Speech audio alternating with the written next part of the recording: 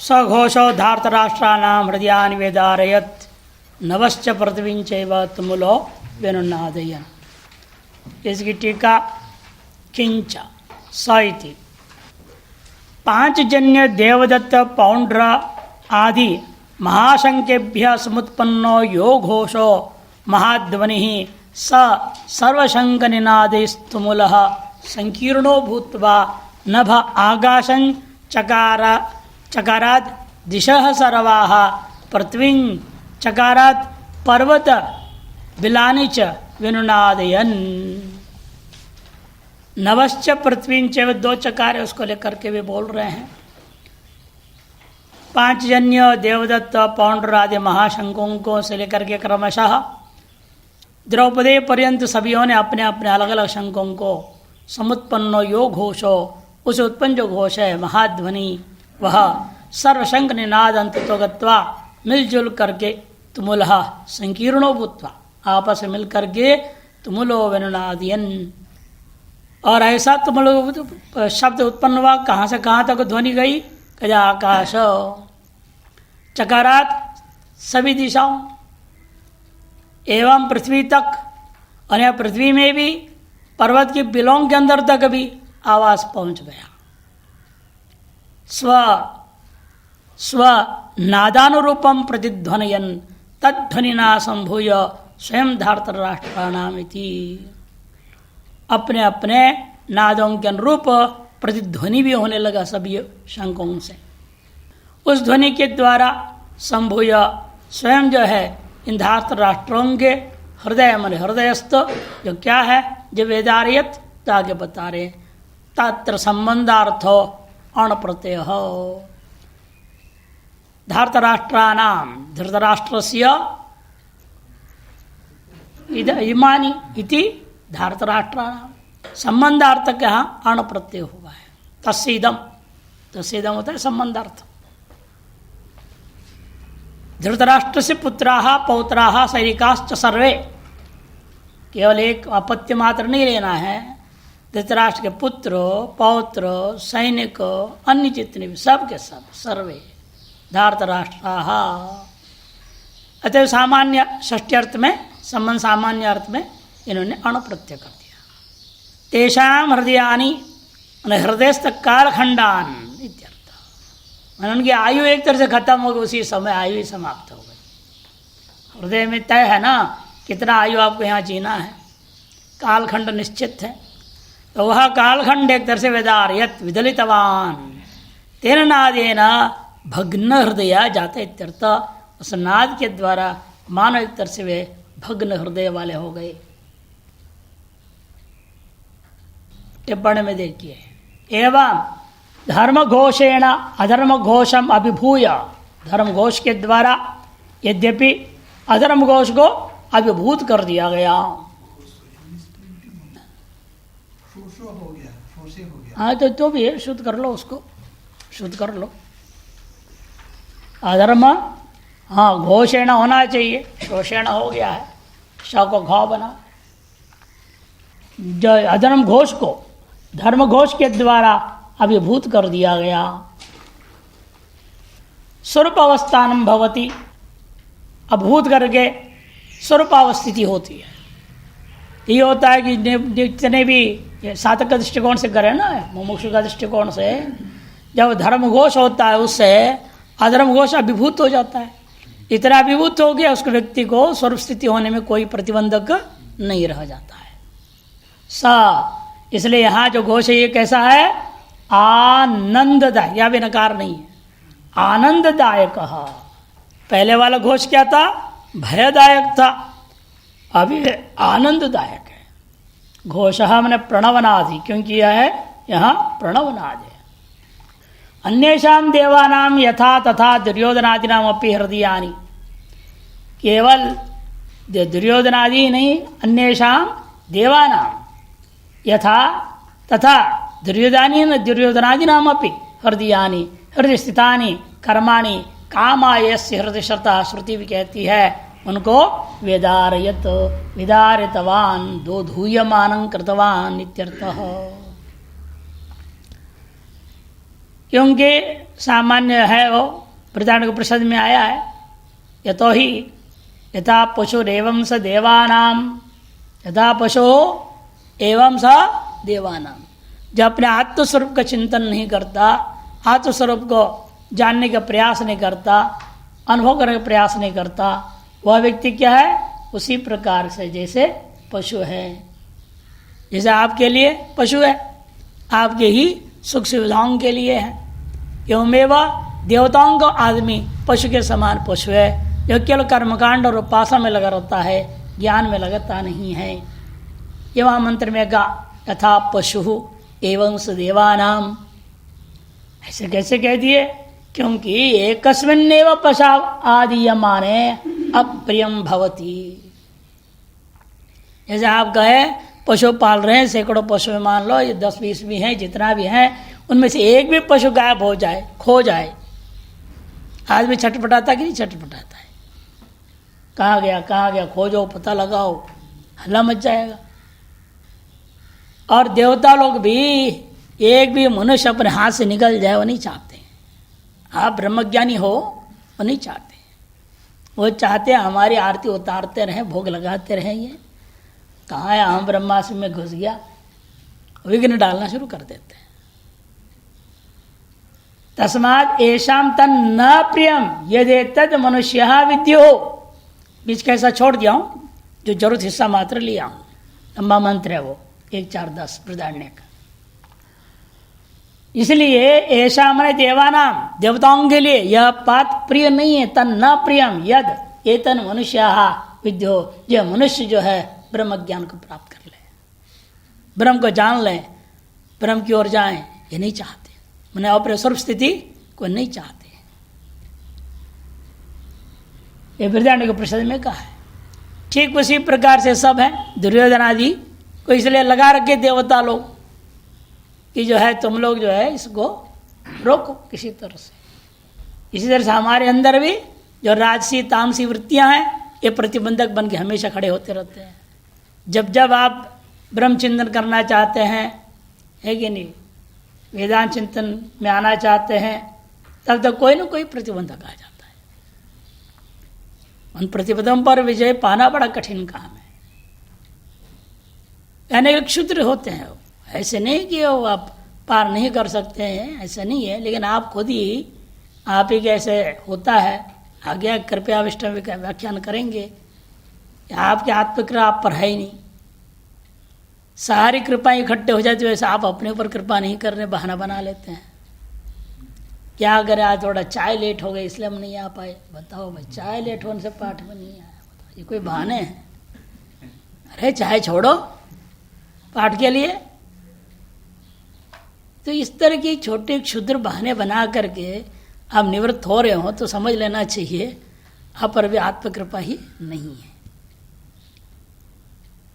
तो इसलिए कहते कि देखो कि ये कारण कौन है? देवता लोग इस प्रकार से अनेक प्रकार से व्यवधान डालते हैं। और जब यदि यह प्रणवनाद रूपी सात्विक घोष जग जाता है आपके अंदर, प्रयास के द्वारा, साधना के द्वारा, निश्चित रूप में सारे प्रदेश एक साथ खत्म हो जाएंगे। और हृदयस्थ जो बंधन का कारणीभूता कामः यस्य कामा यस्य हृदयश्रिताः, जो कामना इसके हृदय अंदर बैठा हुआ है, जो इसके लिए मुख्य बंधन का कारण बना हुआ है, वे सब नष्ट हो जाएंगे। से हृदयानि वेदारयत्, हृदय सारी कामनाएं नष्ट हो जाते हैं। कथा दृष्टिकोण से दुर्योधन आदि की आयु एक तरह से खत्म हो गई। एक अध्यावन टीकाकार ने अपनी तरफ से व्याख्या की। और मोक्षा के दृष्टिकोण से विचार करते हैं तो हृदयस्थ सारी कामनाएं उस जिज्ञासु मोक्ष का नष्ट हो जाते हैं।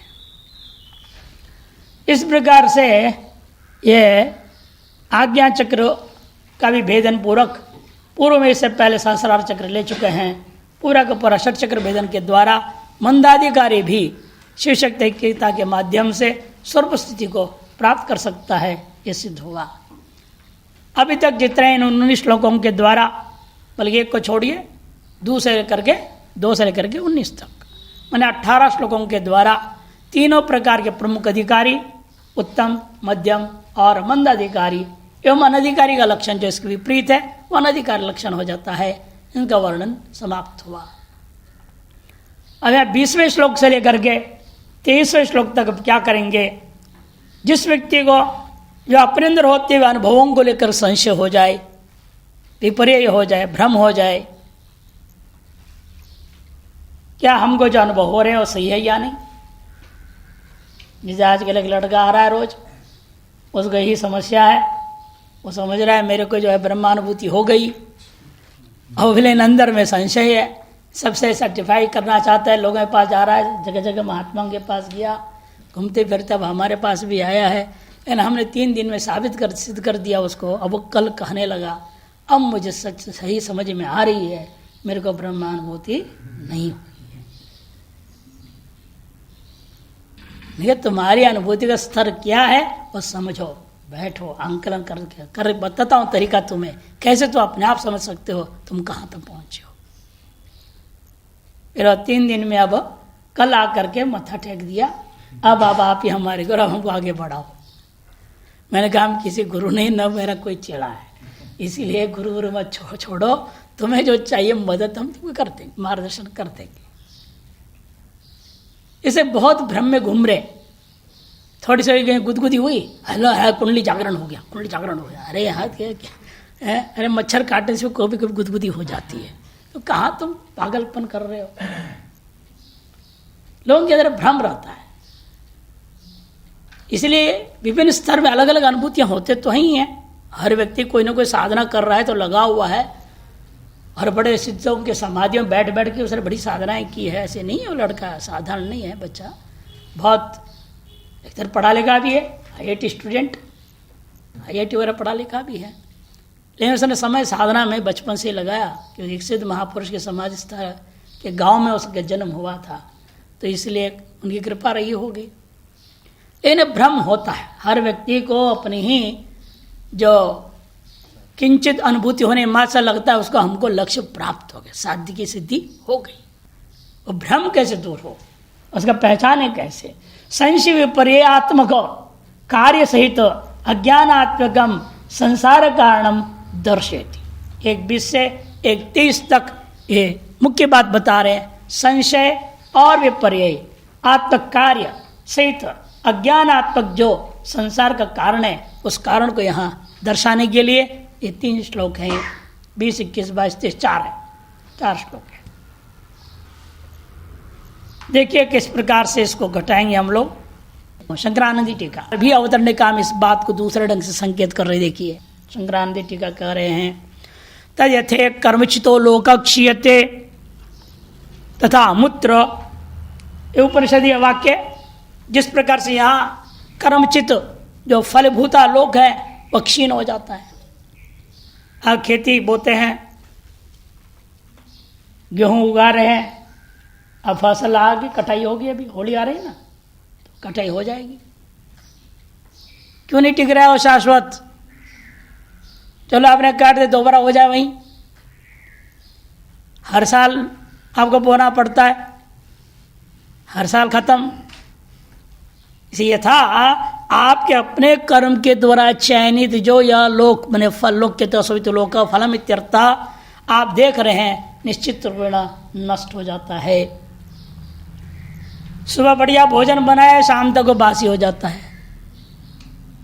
कितना मेहनत किया आपने बनाने में, बच गया, अब स्वादिष्ट था, बहुत अच्छा बना था, तो इच्छा होती है अब बचाओ को खा लो। इधर मन गया था, ले बासी खाना नहीं है, उलझन में आ गया कि नहीं। कर्मचितो लोक क्षीयते है। हर चीज में आप इस प्रकार से देख सकते हो। आदमी आता है बढ़िया बाल क्या बोलते हैं, ट्रिमिंग करके आता है, और बढ़िया देखता है दर्पण में, कितना सुंदर लग रहा हूं। महीना भर नहीं होते फिर इधर उधर दुनिया भर का हो जाता है। 100 रुपया गया बेकार। जितने भी कर लो आप, ये सब कैसे हैं, क्षणिक और विनाशी है। सस्यमिव मर्त्य पच्यते, सस्यमिव आजायते पुनः। सस्यों के समान मर्त्य मनुष्य मरता है, फिर जन्म लेता है। सस्यमेव आ जाए थे पुनः। ये भी कठोपनिषद का है। अष्टादशोक्तम अवरम येषु कर्म, एक कर्मकांड ऐसा है जिसमें न्यूनतम 18 लोग लगते हैं। 16 ऋत्विक, यजमान और यजमान पत्नी, कुल 18 लगते हैं शौच यागों में। एतच्छ्रियो ये अभिनंदन्ति मूढ़ा जरा मृत्युम ते पुनरेवा पियंती। जो लोग इहलोक के सुख शांति को ही श्रेय मानते हैं, कल्याणकारी मानते हैं, मोक्षदायक मानते हैं, और अभिनंदन्ति, और ये सब कैसे हैं? वो मूढ़ हैं। मूढ़ा एव एतच्छ्रेयो अभिनंदन्ति। जो मूढ़ होते हैं वे इस लोक के जो भोग प्राप्त है उसी को परम श्रेष्ठ मान करके आनंदित होते हैं। जो निश्चित रूपेण ते जरा मृत्युम पुनरेवाप्यंती, बारंबार वे जन्म मृत्यु के चक्कर को ही प्राप्त करते हैं। इसे प्राप्त सुखादियों को लेकर के, मान सम्मान आदि को लेकर के अपने आप को सिद्ध मानना, ज्ञानी मानना बड़ा भूल है। आजकल तो बड़ी एक नई एक चल पड़ा है, यूट्यूब बोलते हैं, उसे एक चैनल बना देते हैं। हमारे इतने फॉलोअर, अपने उतने फॉलोअरों से गिनती कर लेते हैं कि मैं इतना महान हूँ, इतने लाख फॉलोअर हो गए तो मैं बहुत महान हूँ। आप समझो उससे बड़ा मूढ़ और कौन होगा, यूँ सोच रहा है।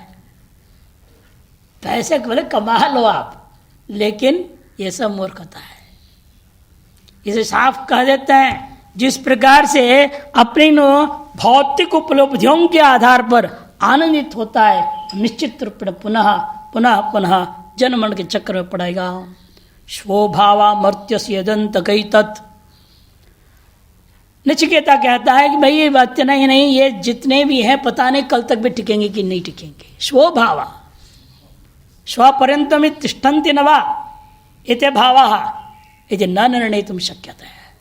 कल तक भी रहेंगे ऐसे कोई भरोसा नहीं। एक महात्मा थे यहाँ नेपाली बाबा करके हम लोग बोलते थे, चंद्रनाथ जी, शाम को बढ़िया गप्पे मारे को भाषे, आग से के बैठ करके अच्छे से, सवेरे दो खत्म। बोले तो कल हम जो है आपके कहने पर हम चले जाएंगे अस्पताल में, दिखा देंगे, दर्द दर्द को ठीक कर लेंगे, ऐसे बोले। कहाँ कल लाया, परम धाम में पहुंच गए। इसलिए पता नहीं ये कब लुढ़क जाए। अब बोलते बोलते खत्म हो जाए, कोई कहानी है कहीं हुआ है कि नहीं। एक भागवत कथा कर रहे थे, स्टेज पर बैठे महात्मा, कथा करते करते गए। पिछले साल एक कीर्तनकार का आया था ना, खड़े खड़े यूं गिर गए, खत्म। समाज के सामने कीर्तन हो रहा है। इसलिए नचिकेत कहता है स्वभावा मर्त्यस्य यदंत कई तत्। ये जो कैसा है, हे अंत का मृत्यु, यमराज जी के लिए बोल रहा है, हे अंत का, हे मृत्यु भगवान सुनिए यमराज जी, ये जो आप दे रहे हो ना, ये सब खाओ पियो मौज करो मस्ती करो, हे देखो रथ है, ये अप्सराएं सब तुम्हारे लिए है, जितना चाहे उतना ऐश्वर्य ले लो, तीनों लोगों का राजा बन जाओ। हे यमराज जी बताओ ये कल तक भी रहेगा? कोई भरोसा है इसका? क्यों ये लालच दे रहे हो हमको? तपई बाबा स्तव नृत्य गीत है, नचिकेता कहते सारे नृत्य गान सब अपने आप रखो, अपने पास ही रखो, हमें नहीं चाहिए। हमको देना है तो ब्रह्म ज्ञान दो, नहीं तो मत करो। ऐसा दृढ़ विवेक वैराग संपन्न व्यक्ति ही मुमुक्षु असली होता है। और यहाँ तो बस कुठारी पद मिल गया तो आदमी बदल जाता है। मंडलेश्वर पद में बुला लिया तो सारी विरक्ति गई, भागे भागे आगे मंडलेश्वर पद बनने की। कार्यक्रम में भी बड़ा आश्चर्य लोग बताते हैं, जो होता है वहाँ मंडलेश्वर बनाने की प्रक्रिया में वो अलग बैठे रहते हैं जिनको बनाना होता है, और एक गद्दी लगी रहती है, इसमें उनको बिठाना है। और जो भी आज की भाग जो अंग्रेजी में क्या बोलते सीनियर होते हैं ना, बड़े, वो अखाड़े वाले हो या ट्रस्ट वाले जो भी है, वो लोग उसको पकड़ के लाते हैं, जो है ना, वो घोषणा होती है अमुक को आज से इस पीठ के वो जाता है और उसको पकड़ता है, महाराज चलो गति संभालो बैठो। लेकिन ऐसा विरक्त महात्मा थे, घोषणा कर दे, किसी ने गया भी नहीं उनको बुलाना, अभी जा रहे इतने में आके पहले बैठ गया वो। लो भाई विरक्ति कैसी तुम्हारी। अपरम विरक्त थे, जूता चप्पल नहीं पहनेंगे, कुछ नहीं। अरे घोषणा हुई है, अब जो प्रक्रिया अनुसार जो वरिष्ठ है वो जाएगा, आपको लाके बिठाएगा, इतनी भी इंतजार नहीं 2 मिनट की कि दूसरा ना बैठ जाए। ये विरक्तों का हाल है। ऐसे लोग क्या मोक्षा होगी, क्या मुक्ति होगी। नचिकेता को देख करके पता लगता है ये सब कुछ नहीं है। पराच कामान अनुयंति बाला, जब बाह्य जो कामनाएं हैं उनका अनुसरण कौन करता है? ये मूर्ख बालक है, लालच में भागता है। और प्रधानिक में भी कहा, ये सब कठोपनिषद के विभिन्न हिस्सों को ले लिया। कर्मणा पितृलोको विद्या देवलोक इति, कर्म से पितृलोक प्राप्ति होती है, उपासना से देवलोक की प्राप्ति होती है, एकमात्र ज्ञान है जिससे मोक्ष प्राप्त होता है। अंधंतम प्रविशन्ति अविद्याम उपासते ततो भूयवते तमोयव विद्याया गणरताः, ईशावास्य उपनिषद। अंधम तम प्रविशन्ति अविद्याम उपासते, जो केवल कर्म की उपासना मैंने जो कारण ब्रह्म की या कर्म मात्र को लेकर चलते हैं, वे जो है अंधकार को प्राप्त होते हैं, मैंने अपनी अज्ञान की कोठरी में बड़े रह जाते हैं। और केवल उपासना उससे भी घोर अंधकार में चला जाता है। इत्यादि श्रुतियां हैं। जातस्य ध्रुव मृत्युर्ध्रुवम जन्म मृतस्य च, गीता है। जात से जो जन्म लिया उसका निश्चित है मृत्यु होना, और जिसका मृत्यु है उसका निश्चित है जन्म होना। मोघाशा मोघ कर्माण, ये सारे आशाएं मोघ है, मोहात्मक है।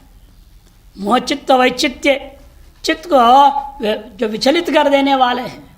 मोघ आशा, जितनी ये आशाएं ये सब मोघात्मक है। मुँह धातु का है मोघ, घाय प्रत्यय होने से चजो को गिण्य तो को कुत्तों कर घा हो गया मोघ।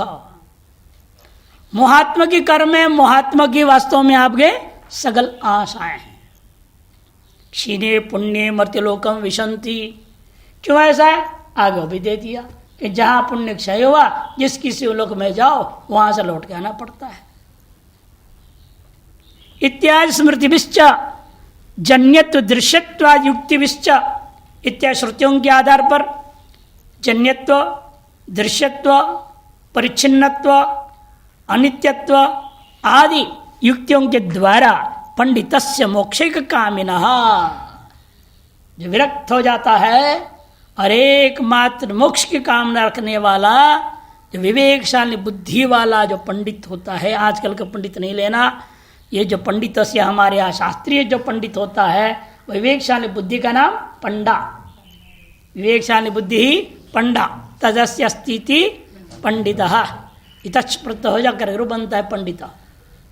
जो मोक्ष की कामना रखने वाला विवेकशाली बुद्धि से संपन्न, स्वेन यष्टवि देवानां तदुद्देश्य क्रियमाण करणांच तत्फलानांच विचार सम्यक कर्तव्य सूचितुम।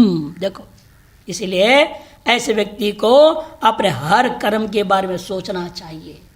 यष्टवि देवानाम, आप तरह उपासना जो करते हो, पूजा पाठ करते हो, उन देवताओं के बारे में जानो।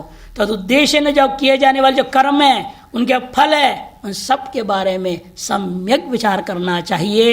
इत सूची तुम, नहीं तो भ्रम में पड़ जाओगे। और देवता लोग बड़े कृपालु होते हैं, देखते ब्रह्म ज्ञान की ओर जा रहा है, तुरंत आपको फटाक से पहुंचा देंगे, माल पानी पहुंच जाएगा। और कोई नहीं है तो एक विदेशी देवी आ जाएगी, सर्पणा का नहीं मेनका आ जाएगी, उठा के ले जाएगी, हो गया। एक महात्मा जी गंगोत्री में थे, खड़े श्री, हाथ यूं सीधे रखे थे, खड़े रहते थे, एक पैर पे दूसरा पर बोड़ के रखे थे। 12 साल ऐसे रहे। कनाडा से एक देवी आई और उसने सेवा करके उनके हाथ पर ठीक उतार दी, पैर से ठीक उतार दी, सब ठीक हो गया। हाँ, उसके साथ चले गए। बताओ किस लिए तपस्या कर रहे हैं? अब हो गया काम तमाम। इसीलिए बड़ा कठिन काम है, इतना आसान नहीं है ये, बहुत सावधान रहना पड़ता है। किस प्रकार से माया को भेजेंगे देवता लोग, कोई भरोसा नहीं। क्या थी वो रामायण में? मंथरा। तो सारी देव देवता मिल गए, उसके दिमाग घुमा दिया। वो कह के दिमाग घुमाई, वो दशरथ का घुमा। अरे कैसे कैसे खेल खेलते हैं भाई, कमाल है।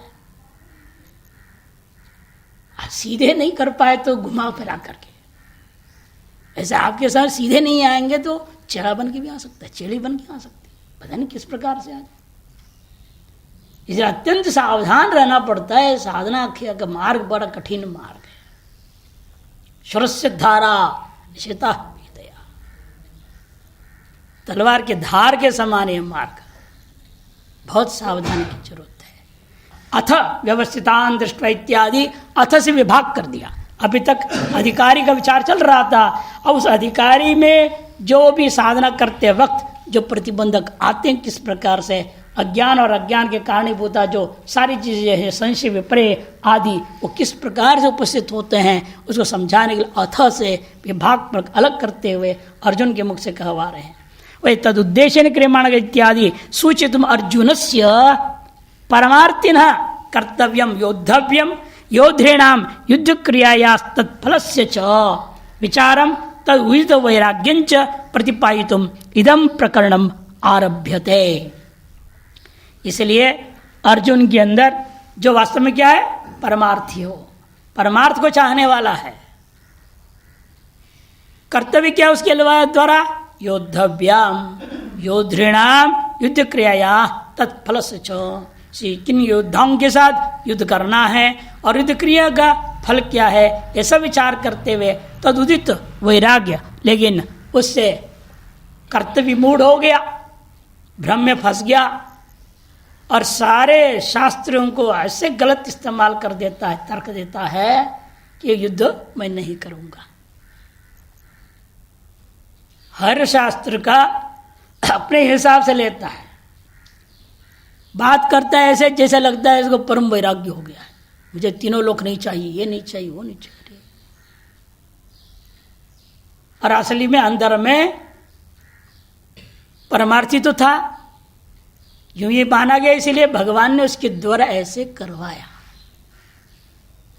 नहीं तो गीता कहीं से होती, उपदेश ही नहीं बन पाता। इसलिए यद्यपि था क्या वो परमार्थी, कर्तव्यम क्या है, योद्धव्यम योद्धृणाम और युद्ध क्रियाया तत्फल से इन सारी चीजों को विचार करने के लिए और तो जो वैराग्य को समझाने के लिए, प्रतिपादन करने के लिए ही यह प्रकरण अब नया आरंभ होता है। 20वें से लेकर के 23वां तक अधिकारी विचार समाप्त हो गया। लेकिन उस अधिकारी के साधना करते वक्त का प्रतिबंध का और उसके कारणीभूत अज्ञान आदि सबका स्पष्ट करना है, ताकि व्यक्ति को सावधान रह सके। अधिकारी सावधान रहेगा तभी वेदांत में आगे बढ़ पाएगा। इसलिए यह 4 श्लोक आ रहे, देखिए। अथ व्यवस्थितान् दृष्ट्वा धार्तराष्ट्रान् कपिध्वजः प्रवृत्ते शस्त्र संपाते धनुरुद्यम्य पांडवः। अथ व्यवस्थितान् दृष्ट्वा धार्तराष्ट्रान् कपिध्वजः प्रवृत्ते शस्त्र संपाते धनुरुद्यम्य पांडवः। अथ व्यवस्थितान् दृष्ट्वा धार्तराष्ट्रान्, यदि धर्मघोष के द्वारा अधर्मघोष को विभूत कर देने मात्र से उनके आयु एक समाप्त हृदयों को विदारण कर दिया गया, लेकिन फिर भी वो व्यवस्थित खड़े हैं। कई बार होता लोग कहते हैं हम बहुत साधना कर रहे हैं, इतने साल से कर रहे हैं, लेकिन जो है अभी कुछ भी अनुभव नहीं आ रहा। ऐसे प्रतिबंधक मजबूत खड़े रहते हैं, आपकी साधना को भी थप्पड़ मार के ठंडा कर देते हैं। क्या कर लेंगे आप? इतने बड़ा घोष निकला। कृष्ण जैसे के शंख 5 जन से आरंभ करके सभी शंख दिव्य शंखों को लेकर के दिव्य नाद किया गया, जिसको हम लोगों ने प्रणवनाद के रूप में लिया, प्रणवोपासना किया, फिर भी प्रतिबंधक हटते नहीं। व्यवस्थित खड़े हैं सब के सब, किसी को डर तक नहीं दिख रहा है चेहरे पे, भले अंदर से डरे हों, हम बाहर से मजबूती से खड़े हैं। व्यवस्थितान, इनको धार्तराष्ट्रान, देखा किसने देखा? कपिध्वज ने देखा। कपि में है ध्वजा में जिसके, उसका नाम कपिध्वजा अर्जुन। कपि से हनुमान जी लेते हैं, हनुमान जी है ध्वजा में जिनके। और यहाँ मोक्ष का दृष्टिकोण से अलग अर्थ ले लेंगे हम लोग। कपिध्वजा, देखा, दृष्टवा प्रवृत्ते शस्त्र संपाते, क्योंकि जब दोनों तरफ से घोष निकल चुका है तो युद्ध के आरंभ, शस्त्र का एक दूसरे को फेंकने का सा वक्त सामने आ गया है। प्रवृत्ते, तब पांडव भी, जो ये अर्जुन है, कपिध्वजा पांडव, ये उसी का विशेषण है। धनुरुद्यम्य, ये भी धनुष उठा करके खड़ा तो हो गया। खड़ा होते ही बराबर क्या होता है अगले श्लोक बताएंगे। अतो उभय सेनयः युद्ध सन्नाह समनंतरम पंडोरपत्यम पांडव कपिध्वज अर्जुन। जब दोनों सेनाएं युद्ध के लिए बिल्कुल सन्नद्ध होकर खड़े हो गए हैं एक दूसरे समक्ष, ठीक उसी क्षण में तदनंतर ही पंडु का जो अपत्य पांडव, जो कपिध्वज से भी सुप्रसिद्ध, वह अर्जुन ने व्यवस्थितान युद्धाय समुपस्थितान, युद्ध के लिए समुपस्थित निर्भय होकर के खड़े हुए धार्तराष्ट्रान दृष्टवा स्वयं अपि धनुर्द्यम्य, स्वयं भी धनुष को उठा करके शस्त्राणाम संपाते प्रयोग काले प्राप्त, शस्त्रों का संपात मने प्रयोग काल के प्राप्त होने पर, प्रवृत्ति सत्य मने प्राप्त होने पर। उसने क्या कहा, क्या हुआ, आगे देखते हैं। यहाँ के श्लोक 20 का देखिए टिप्पण संग्रह में। यद्यपि अधर्म घोषम धर्म घोषेण अभिभूय धार्तराष्ट्रेषु भयम उत्पाद्यापि, देखो, यद्यपि अधर्म घोष को धर्म घोषेणाभिभूय, थोड़ा सुच्छपिए, सब ठीक कर लेना, धर्म घोषेण अभिभूय होना चाहिए। घोषे और न की जरूर कुछ और आ गया, म है शायद, हाँ उसको ठीक करो, न बनाओ। घोषेणाभिभूय धार्तराष्ट्रेषु भयम उत्पाद्य, धार्तराष्ट्रों में भय को उत्पन्न भी कर दिया गया। तत्पश्चात उत्पाद्यापि चक्र भेदेन विचारेण व स्वानुभातो, ऐसी स्थिति में आपने प्रणवनाद के कारण से या तो मंदाधिकारी है चक्र भेद से चल पड़ा, या मध्यम और उत्तम अधिकारी है विचार के माध्यम, श्रवण ध्यासन के माध्यम से आगे बढ़ा है, वह स्वानुभूतो संशय चेत, स्वानुभूति में ही उसको संशय हो जाता है। क्या मेरे को जो अनुभव हो रहे साधना से, क्या यही परमानुभव है, ये अंतिम है, या हम नीचे हैं, किस स्तर का अनुभव है, उसको संशय हो जाता है। किमिदम सत्यम नवा, और क्या यह हमारी अनुभूति मेरे अपनी मनोराज्य कल्पना तो नहीं है, सत्य है या नहीं, इस प्रकार के मन में संशय उत्पन्न हो जाता है। मनोराज्यो वा स्यात्, मनोराज्यो वा स्यात् तर्हि किं भवति इति मुमुक्षूणां सावधानं कर्तुम, तब कहीं क्या हो सकता है संभावना, या संभावित बात को ध्यान में रखते हुए मुमुक्षुओं को सावधान करने के लिए ही अथ इत्यादि ना भ्रम संशयादि वशात यद भवति तद दर्शयति, जो अथ इत्यादि के द्वारा विषय विभाग करते हुए भ्रम संशयादि वशात क्या होता है उसे बात को दर्शाने के लिए अगले श्लोक आरंभ होता है 20वां। कहाँ से कहाँ तक है? 20तम श्लोकेन 23तम श्लोक पर्यंतम, 20वें से लेकर के 30वें श्लोक तक है। तजते कर्मचितो लोक क्षीयते मर्त्यलोकम विशंति जातस्य ध्रुव मृत्युर इत्य श्रुति स्मृति नाम विस्मरणेन। संशय क्यों होता है? कर्म से जन्य जो, साधना से जन्य जो क्षुद्र अनुभूति जो फल है, उसी को क्या मान लिया उसने?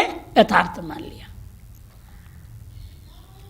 वो इस बात को भूल गया जो श्रुतियां बता रहे कर्म चित्त जो लोग हैं वो अनित्य है, मर्त्य लोक को वापस प्राप्त करे पुण्य के क्षीण होने पर, और जात से ध्रुव मृत्यु, इन चीज़ों को भूल गया, विस्मृति हो जाती है। जो क्षुद्र आनंद अनुभव हुआ है कुंच किंच साधना करने से, उसी से वो परमानंद मान करके बैठ गया। कपिध्वज हानिर्भवती विस्मरणेन हानिर्भवती इति दर्शयति। इन वह जो है बीच मार्ग में ही यदि साधना को छोड़ देता है उसकी हानि हो सकती है, लाभ नहीं होने वाला, लक्ष्य तक नहीं पहुंचेगा। इस बात को दर्शाने के लिए यह प्रकरण आरंभ हुआ है। कपिध्वज यहाँ वो मुख्य अर्थ पर बता, जो कथा दृष्टियार्थ तो बता ही दिया था, या दूसरा अर्थ ले रहे हैं। कम माने सुखम, पिबती इति कपि, तादृशो सात्विक अहंकारो विद्यते ध्वजे शरीरे यस स कपिध्वज। तादृशो अहंकार है, जोड़ लेना विशेषण, तादृशो सात्विक अहंकार, तादृश सात्विक अहंकार जिसका ध्वज में, ध्वज क्या है? शरीर, शरीर में सात्विक अहंकार उपस्थित है जिसका, उसे कहते हैं कपिध्वज। दुर्योधन में क्या था? राजस और तामस अहंकार था, और पांडव और अर्जुन में सात्विक अहंकार है। विध्वज शरीर स कपिध्वज। धनुरुद्यम्य प्रणवात्मकम धनु, धनुष क्या है? साधक के पास, यहाँ मुमुक्षु के पास प्रणवात्मक धनुष है। उसको तम, उद्यम्य का मतलब क्या होता है? उच्चारण करते हुए, उस नाद को ही ऊपर ध्यान करते हुए, तम उच्चार्य। यद्यपि पांडव यद्यपि शुद्धांतकरण है, इसमें कोई संशय नहीं है, तथापि स्वसाधन से प्रयोग काले प्रारकर्माशाद उत्पन्न रोगादिवत संशय प्रयोग संभवतः। किंतु क्या होता है कि स्वसाधन के प्रयोग काल में जैसे प्रारकर्म के वजह से शरीर में रोग आदि आते हैं, उसी प्रकार से साधना काल में संशय विपर्य भी उत्पन्न हो सकते हैं। वही यहां अर्जुन में हुआ। शुद्ध अंतःकरण भी है, सात्विक अहंकार भी है, फिर भी उस साधना काल के लक्ष्य के प्राप्ति के पूर्व में संशय विपर्य दोनों हो जाता है, भ्रम में फंसता है। कैसी भ्रांति उसके अंदर हो रही है वह क्रमशः एक के बाद एक श्लोकों में बताते जाएंगे। यद्यपि अध्याय परिसमाप्ति पर्यंत उसके भ्रम का ही ज्ञान है, वर्णन हो रहा है। इन प्रमुख रूपेण 3 श्लोक प्रधान आ रहा है। तदा किं कर्तव्यम, इन करना क्या चाहिए इस स्थिति में? ऋषिकेशम तदा वाक्य मिदं महामहीपते अर्जुन उवाच सेनयोरुभयोर्मध्ये रथं स्थापयम्यच्युत। ऋषिकेशं तदा वाक्य इदं महामहीपते अर्जुन उवाच सेनयोरुभयोर्मध्ये रथं स्थापयम्यच्युत। तब एक ही तय रास्ता है आपके पास। जब कभी संशयग्रस्त हो जाए या विपर्य हो जाए, अपने ही साधना के फलीभूत जो भी किंचित अनुभव है उसका स्पष्टीकरण करने के लिए आपको गुरु के शरण में जाना चाहिए। जैसे बालक बता रहा था, मैं अनेक संतों के शरणों में गया और कई हाँ तुम बहुत बड़े, तुम तो पहुंच गए, हाँ तुम ब्रह्म हो गए, बोल दे, चढ़ा दिए और उसको और चढ़ा दिए। कई लोग बताता है बेचारा, लेकिन कहता है लेकिन हमारे अंदर खटक रहा है, हम अंदर से परेशान हैं। यदि परमानंद अनुभूति हो जाए परेशान कैसे हो सकता है आदमी? तो इसीलिए जो है उस स्थिति में हमारा कर्तव्य है, तैत्तिरीयोपनिषद में कहा गया, जिस किसी भी विषय में अपने साधना हो, धर्म हो, शास्त्र हो, जब कभी संशय होता है तो क्या करना चाहिए?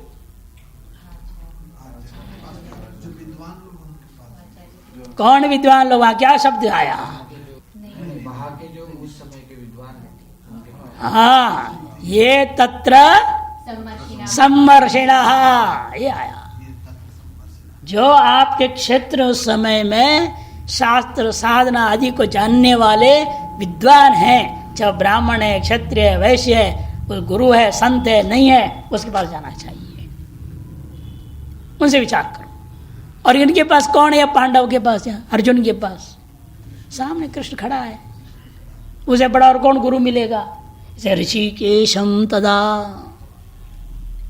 तब इदम आह वाक्यम, इदम वाक्यम आह, तब अर्जुन अपने हृदय की भावनाओं को व्यक्त करने के लिए इस वाक्य को बोलता है। शेषवर देखते हैं।